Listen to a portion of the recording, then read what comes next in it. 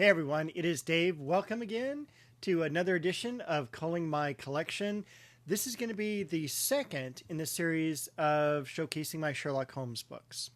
And before I forget, I have a special guest with me. I'm going to have to move to show her off. There she is, Bo.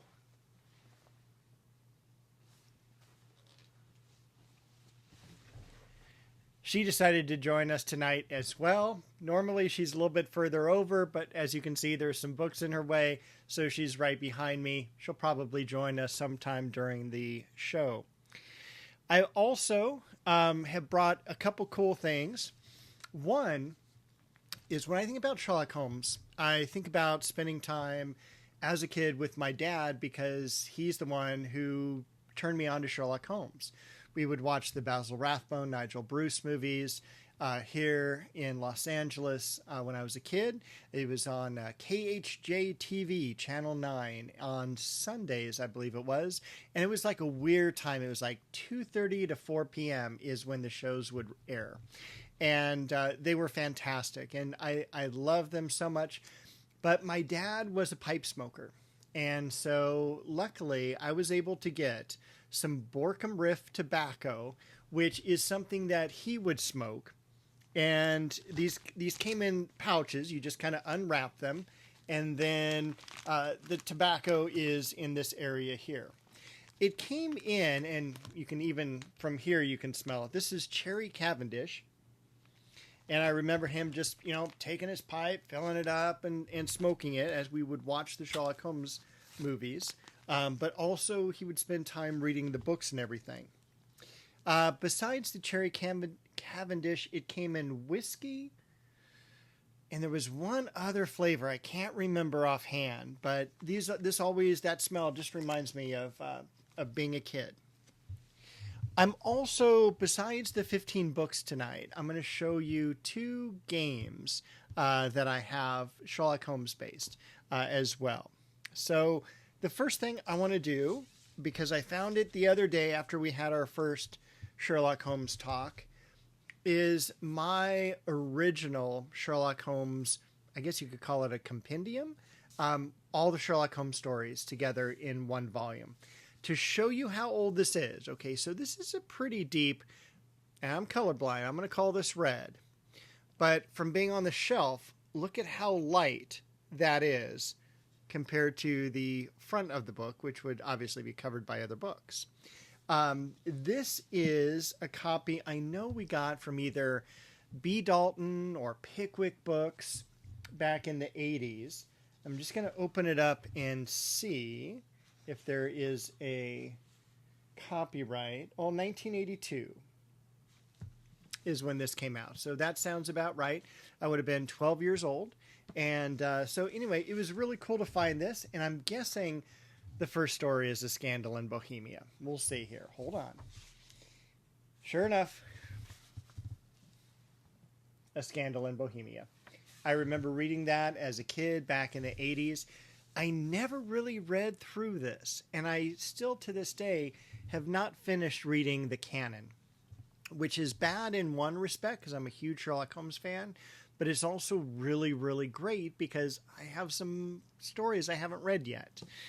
So I'm looking forward to reading all of them, either in this way or actually I'm kind of looking forward to the annotated books. All right, let me put this aside. I'm then going to jump into Sherlock Holmes Pastiche. And I'm going to begin with Solar Ponds. And I will tell you, from the bottom of my heart, I hate Solar Ponds.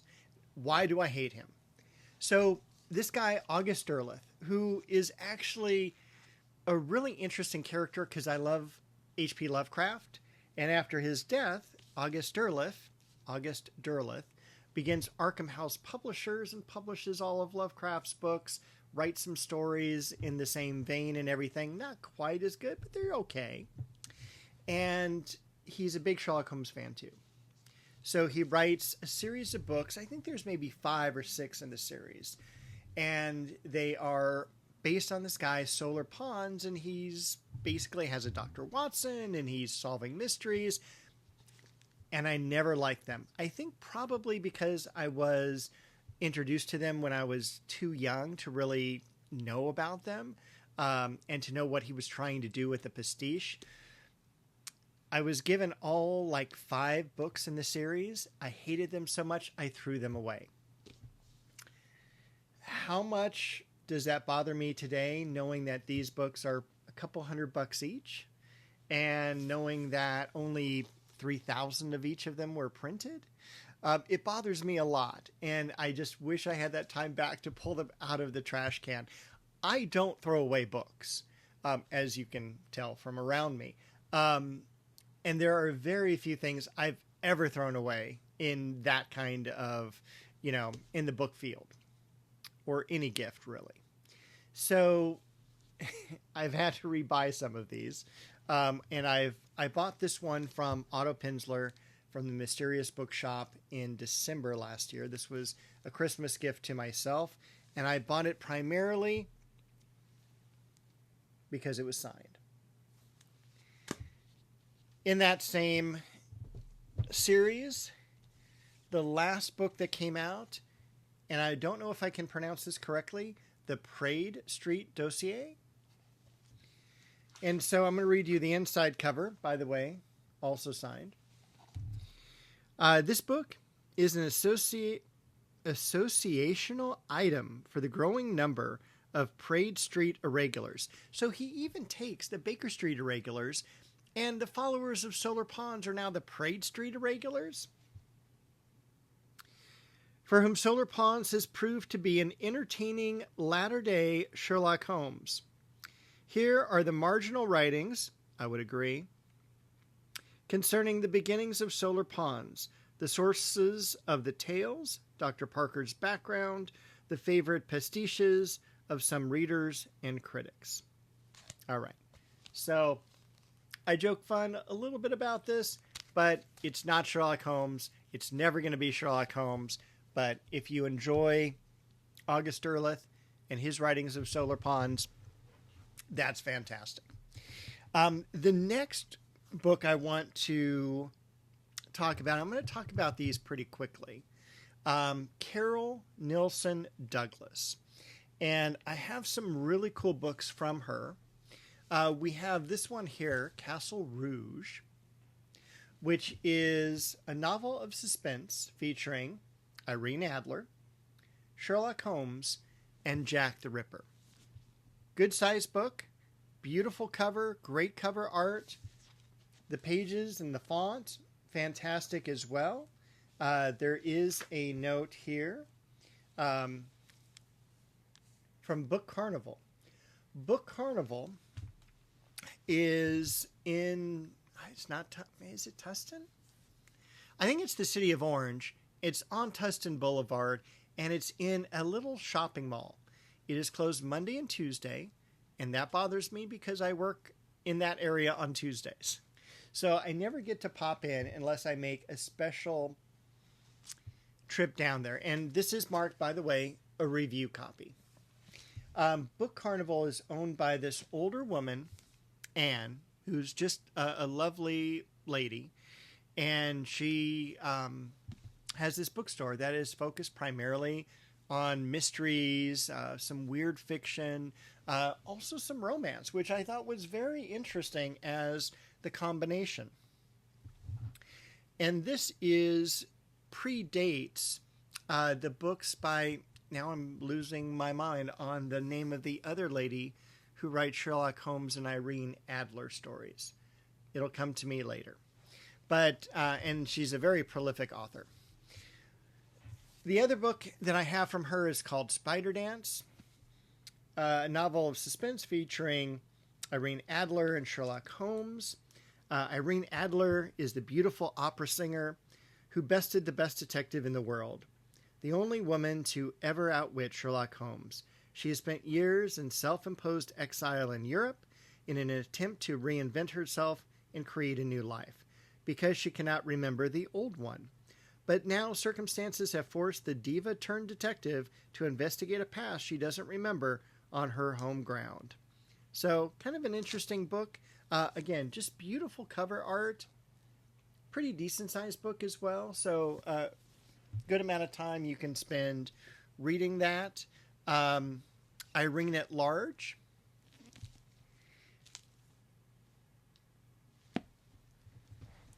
I have 2 more by her.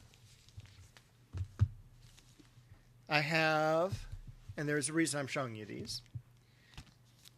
Good Night, Mr. Holmes, which I picked up a proof copy. So as you continue to collect, you may come across the opportunity to buy proof copies. Now, the cool thing about proof copies is that they're generally inexpensive. The book might run you $20, $25. The proof may only cost you like $10. And I don't know if there's a copy or anything in here. As far as price goes, there is not. But on most of the proofs that I've picked up, $10 is generally what I'm paying for them. And what's cool is it might have extra chapters that were taken out in the final edition. It might have different words popped in or taken out. So it's kind of cool to have a proof copy of the book as well. And if you tend to be a pretty big collector, you're going to start delving into the proof copies. This one particularly is cool because it is signed. And it's signed to Andy. And in this case, she says, "The dame's afoot." And this is Andy Peck, a Superior Court judge. I bought a few books from his collection a few months ago. And this was one of them. The last book... Hold on.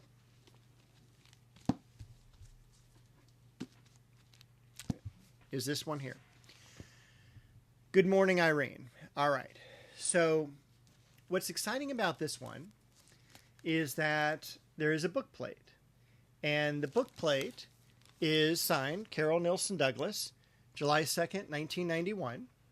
And it is, I'm going to zoom in right in, it is Sherlock's home. Also, it's numbered 37 of 500. Underneath Sherlock Holmes, it says the bookstore of mystery and suspense, 4137 East Anaheim Street, Long Beach, California, 90804. Telephone number is 213. Totally different area code today, by the way. 494-2964. A bookstore that doesn't exist anymore. Sherlock's home was amazing. It was in Long Beach, near the Queen Mary, and this had everything you ever wanted. It had tobacco. It had pipes. It had t-shirts. It had books. It had movies, VHS. It had everything you could ever want regarding Sherlock Holmes. It unfortunately went out of business. But I'm so glad it existed. And if you do a Google search online, you'll hear and read a little bit about the lady who started it and what she has done since and everything like that. So she's been very active in the Sherlock Holmes and mystery field. And I always forget to drink some of my coffee. By the time I'm done with these, the coffee's cold, and it's like, oh, I keep forgetting. So I'm going to get these out of the way. Since we saw that book plate, I want to show you one of the cool books from my collection, and it is Sherlock Holmes book plates. So you open it up, and there's all these different book plates with Sherlock Holmes in them. Not a very big book, but it's definitely cool, right? And so it's, let's see, about 50 pages. So not bad, but I just thought, what a cool little specialty book in Sherlockiana. All right. The next one I'm going to show you is from an author I've met. And I'm going to show you two books by him. Sherlock Holmes and the Runestone Mystery. And it's by Larry Millay. I got to meet him. It is signed to me, to Dave. I hope you enjoyed the book. And I did. Larry Millay. I got this. And I've mentioned the bookstore before. Mysteries to Die For in Thousand Oaks, California. I picked this up October 29th, so a couple days before Halloween, 1999, right? It's all getting close to the year 2000 when I got this book. He's written a number of books, and they're all really, really good. The other one I'll show you in this video, and I have a few others, but this one was close at hand. The Eisendorf Enigma. And I thought that was just such a beautiful dust jacket. And I don't know if this one is signed. It is. There it is. I'm sorry for the bad lighting tonight. But it's just after midnight. I should give a date to this video. It is technically now June 16th, 2026. I'll read a little bit about on the dust jacket leaf here. Dogged by depression, doubt, and as a trip to the Mayo Clinic has revealed, emphysema, 66-year-old Sherlock Holmes is preparing to return to England when he receives a shock. A note slipped under his hotel room door from a vicious murderer he'd nearly captured in Munich in 1892. The murderer, known as the Monster of Munich, announces that he has relocated to Eisendorf, a tiny village near the Mayo Clinic in Rochester, Minnesota.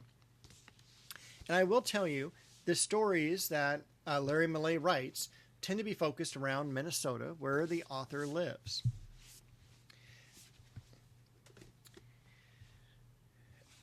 Sherlock Holmes and the Voice from the Crypt, Donald Thomas. I've read through this. It's okay. On a scale from 1 to 10, it's about a 6, maybe a 7 if you're in a good mood. There's, I think, 3 stories in this book itself. Actually, I lied. There's a few more. There's 1, 2, 3, 4, 5, 6. The 2 failures, the case of the racing certainty, the case of the naked bicyclists, the case of the sporting major, the case of the hygienic husband, and then the voice from the crypt, or the case of the talking corpse. The problem that I had with this is that I had another Sherlock Holmes book, also by Donald Thomas, and a couple of the stories were repeated. And to me, I'm like, if you're going to repeat stories, at least let us know before we buy the book that the stories are repeated. So I wasn't a big fan of this. The stories are okay. Sometimes you just got to have more Sherlock Holmes, and this is where I would read this book. Probably one of the ones I would get rid of. The Italian Secretary by Caleb Carr. Caleb Carr is a historian. He's a great writer, and I do enjoy this story. I thought it was a little bit far-fetched during parts of it, but other than that, overall, it's a really good story. I don't think it's signed or anything like that. In fact, I can tell you probably not at all, because I remember buying this online. One of the ones I thought that had a really beautiful cover, and it also has a rich history, and I'm sorry, all the mylar on that is just making it shine. But this is The Kentish Manor Murders. It's a book I recently picked up in the past few months from Type Punch Matrix. It is also kind of a pastiche as far as Sherlock Holmes is concerned. So Sheridan Haynes, protagonist of Julian Simmons, the author, best-selling book, A Three-Pipe Problem, is on stage again in this delightful puzzle. Sher continues his professional association with the works of Conan Doyle, but when he is asked to give a private performance of his readings to the rich recluse Warren Waymark, he is oddly reluctant. Little is known of Waymark apart from his wealth and his reputation as a fanatical collector of Holmeriana. I guess that's like Sherlockiana. Against his better judgment, he is persuaded by his wife to visit Waymark at his home on Dartmoor before he makes a final decision. Goes on a little bit more from there. What I love about this book, this is also from Andrew Peck's collection. It is signed to him by the author, and in it as well is a typewritten letter from the author to Andrew Peck, and it mentions Otto Penzler. It's dated the 7th of July, 1988, and I'll show you the address here.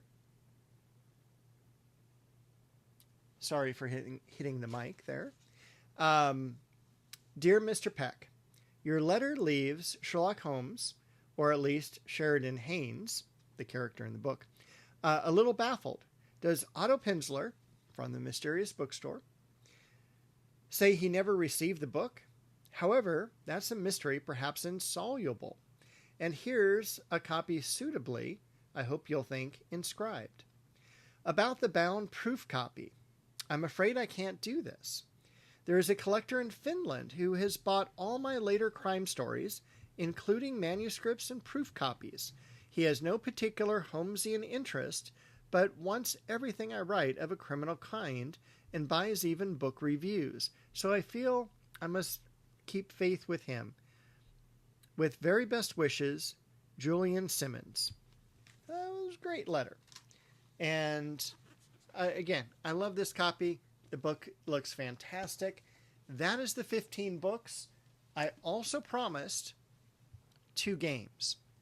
The first one, 221B Baker Street. This is a game I remember my parents playing in the 1970s. I'm sure I got this in the 1980s.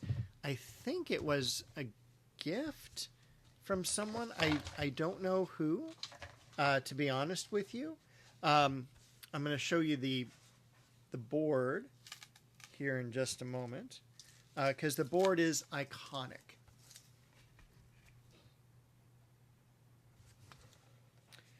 And it has places like the Boar's Head Inn, the Apothecary, Scotland Yard, the Carriage Depot, the Tobacconist, and so on. Pawnbroker, dock.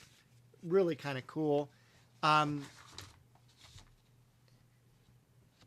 Here's your solution checklist. It's always, I think, a little bit better lighting to show it over here. So you basically have, and there's still a pretty nice pad of paper here of those. You just write little notes about the places that you've been and visited in the game. There's clues at each of those locations. Here's your rules, clues, and casebook. The pawns in this game, because it's kind of like Trivial Pursuit, right? And then, of course, the dice. All right. And I remember as well the skeleton keys. I don't know what those are for. Oh, there's also probably a get out of jail card. It's too bright. Scotland Yard badge. All right. So that's one of the games. The other one I have found is very collectible now, and it's just called Sherlock Holmes Consulting Detective. Unfortunately, it's one of those books I never got, or I should say games I never got mentally. You know, it's kind of like the Solar Pawns and also Doctor Who. I just saw it way too young in life, and so because of that, I just never got into it. But this has the same type of setup. It has a very intensive map, and like all these locations are noted. I mean, there's hundreds of them. We have newspaper articles, letters to be opened. The last time I played this, October 17th, 1990. The directory. A larger clue book. And there were, I believe, 2 supplements for this game. I have no idea how to play it, but I've heard it mentioned on the podcast I Hear of Sherlock Everywhere, which, by the way, if you have not listened to a Sherlock Holmes podcast, they are fantastic. Again, I Hear of Sherlock Everywhere. They call it iHose. And also Trifles, made by the same guys. And so really wonderful podcasts. Trifles, I think, comes out every Wednesday. And then the other show once or twice a month. And that's a more in-depth, like, hour-long talk. So anyway, that should be 15 books, 2 games. I'll be back shortly to walk you through more of my book collection.